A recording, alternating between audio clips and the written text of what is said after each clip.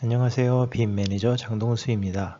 오늘은 레빗에서 재료 라이브러리에 나타나는 문제점에 대해서 얘기해 보려고 합니다. 그와 더불어 재료 라이브러리를 설정하는 방법과 수정하는 방법까지 함께 살펴보도록 하겠습니다. 제가 설명드린 내용에 대해서 질문이 있으신 분들은 댓글을 달아주시고요.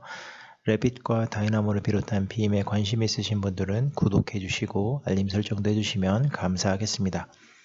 레빗에서는 재료 정보를 사용자가 라이브러리 파일로 따로 만들어서 저장할 수 있고, 이것을 사용자의 필요에 따라 각 프로젝트에서 손쉽게 재료를 불러와서 사용할 수 있는 장점이 있습니다.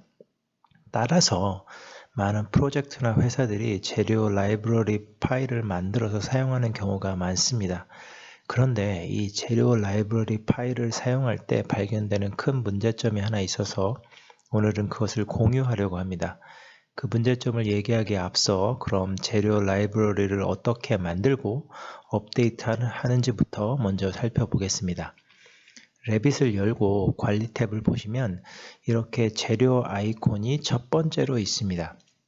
이 아이콘을 클릭하면 재료 탐색기 창이 나타나는데요. 재료에 대해서는 나중에 언급할 기회가 있으면 기본 강좌에서 다시 하나씩 자세히 설명드리겠습니다. 오늘은 재료 라이브러리만 간단히 보겠습니다. 왼쪽 아래에 보시면 이렇게 재료 라이브러리가 있습니다. 레빗의 설정에 따라서 다르게 보이는 경우도 있는데요. 이럴 경우에는 이 아이콘을 클릭해 보시면 재료 라이브러리가 나타나게 만드실 수 있습니다. 여기 왼쪽에 보시면 이렇게 오토데스크에서 기본적으로 만들어 놓은 재료 라이브러리가 있습니다. 각 범주를 클릭해 보시면 이렇게 재료들이 있는 것을 확인하실 수 있습니다. 이 재료들은 현재 열고 있는 프로젝트 파일에 존재하는 재료가 아닙니다.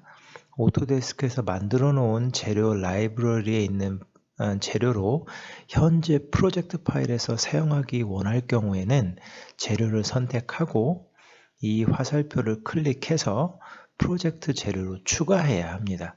재료에 대해서 기초적인 것부터 설명하기 시작하면 끝도 없기 때문에 이 정도에서 일단 생략하고, 그럼 이제 사용자가 오토데스크 라이브러리처럼 커스텀 재료 라이브러리를 만드는 방법에 대해서 설명하겠습니다.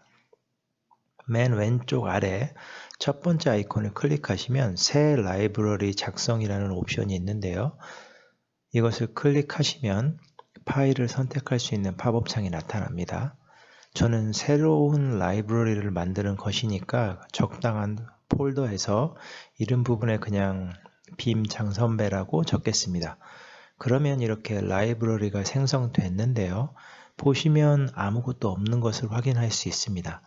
이제 제가 만든 라이브러리에 재료를 추가해야 합니다.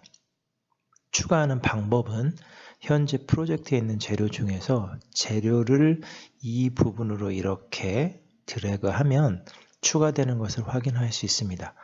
만약 새로운 재료를 원하시면 현재 프로젝트 파일에서 새로운 재료를 먼저 생성하신 다음에 재료 라이브러리로 드래그 하시면 되겠죠.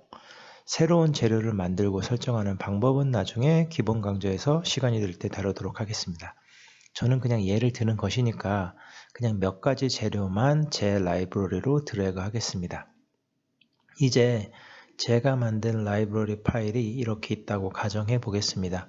현재 제 라이브러리에 존재하는 재료를 수정하려면 그럼 어떻게 해야 할까요? 재료 라이브러리에서 재료를 선택하면, 그리고 오른쪽 부분을 보시면 이렇게 수정할 수 없다는 것을 아실 수 있습니다. 재료 라이브러리에 있는 재료를 수정하기 위해서는 해당 재료를 현재 프로젝트 재료 부분으로 가져와야 합니다.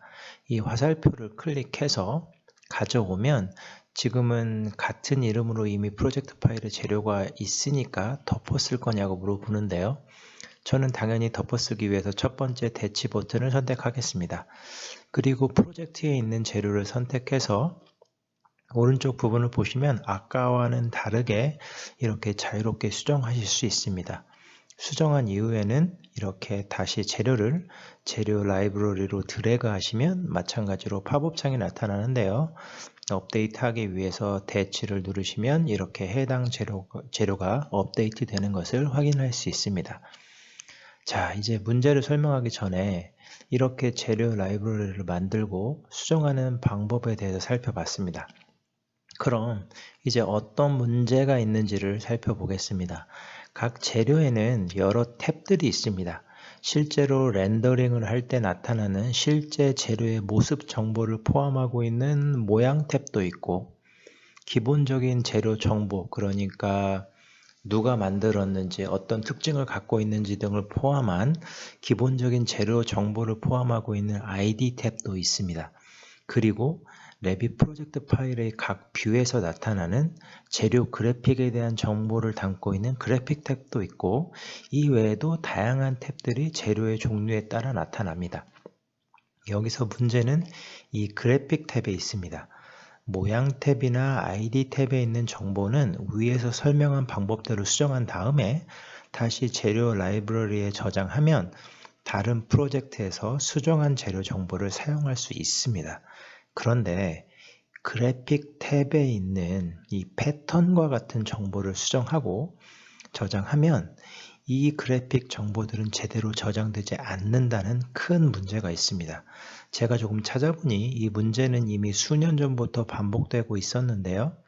왜 오토데스크에서 매년마다 이 수정된 레빗을 출시하면서 이 문제에 대해서는 별다른 조치를 취하지 않는지 참 궁금해집니다. 예를 들어 제가 이 재료 라이브러리에서 프로젝트로 불러들인 후에 그래픽 탭에서 패턴을 몇 개 적용해 보겠습니다. 그리고 다시 재료 라이브러리에 있는 재료를 대치합니다. 그럼 이론적으로 재료 라이브러리에 있는 이 재료는 수정된 패턴이 저장되어 있어야 합니다. 제가 이미 새로운 프로젝트 파일을 하나 생성해 놓은 상태이고, 이렇게 오토데스크 샘플 파일도 이미 열어 놓았습니다. 자, 먼저 새로운 프로젝트 파일에서 재료를 클릭해서 재료 탐색기를 연 다음에 수정된 재료를 라이브러리에서 프로젝트로 불러 들여와서 보면 이렇게 아까 변경했던 내용과는 다르다는 것을 보실 수 있습니다. 심지어 샘플 파일에서 같은 과정을 한번 또 해보겠습니다. 이렇게 재료 탐색기에서 그 해당 재료를 불러들인 다음에 보시면 또 이 새로운 파일에서 봤던 것과는 또 다른 정보가 나타납니다. 결과적으로 이 그래픽에 대한 정보는 신뢰할 수 없다는 뜻이 되고, 재료 라이브러리를 수정해도 그것을 제대로 사용할 수 없다는 뜻이 됩니다. 따라서 다른 재료 정보는 수정하면 변경된 정보를 저장하는데 아무런 문제가 없지만 그래픽 탭에는 심각한 문제가 있다 정도로 이해하시면 될 것 같습니다. 사실 렌더링을 할 때에는 그래픽 탭은 별 관련이 없습니다. 그러나 프로젝트에서 평면이나 인면, 단면 등에서 재료에 따라서 나타나는 패턴은 영향을 받습니다. 따라서 재료의 그래픽 탭까지 조절하기 원하실 경우에는 이렇게 재료 라이브러리를 만들어서 사용하시는 것보다는 프로젝트 파일을 하나 만들어서 모든 재료를 이 프로젝트 파일에 저장해 놓는 것이 더 유용합니다. 그리고 나중에 다른 프로젝트에서 똑같은 재료가 다시 필요할 경우에는 프로젝트 표준 전송 방법을 사용해서 모든 재료를 복사해서 가져오면 되기 때문입니다. 오늘은 이렇게 현재 레빗에서 나타나는 재료 라이브러리에 대한 문제점에 대해서 살펴봤습니다. 이 영상이 여러분께 조금이나마 도움이 되었으면 좋겠고요. 유익하셨다면 구독과 좋아요를 눌러주시면 감사하겠습니다. 영상을 끝까지 시청해 주셔서 감사합니다.